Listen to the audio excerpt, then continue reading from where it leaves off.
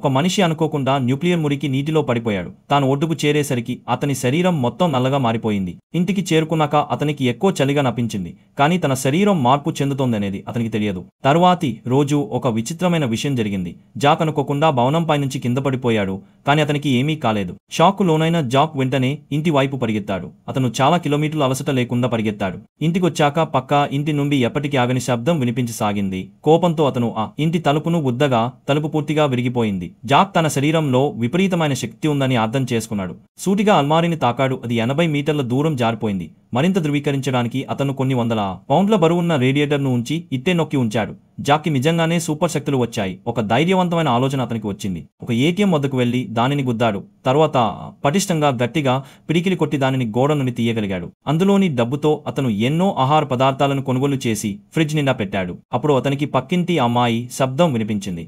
క్రిందకు దిగిన జాక్ ఆమె చుట్టూ గ్యాంగ్లా కనిపించే కొంతమంది దుండగులను చూశాడు. ఆమె ఎంత బలహీనంగా ఉందో చూసి ఆమెను రక్షించాలనే కోరిక అతనిలో కలిగింది. తన కొత్త శక్తులతో అతను వారి కొంతమందిని పారద్రోలాడు. దీనివల్ల ఆ అమ్మాయి జాక్ను అభిమానం చేయడం మొదలుపెట్టింది. గ్యాంగ్ మళ్ళీ రాకుండా ఉండేందుకు జాక్ ఆమెను తన ఇంటికి తీసుకెళ్లాడు. తరువాతి రోజు అతను ఆమె దగ్గర ఒక మ్యాప్ కనుగొన్నాడు. ఆ మ్యాప్లో నగదు రవాణా వాహనం మార్గం చూపించబడింది. ఇది పోలీసుల పని అని అతనికి అర్థమైంది.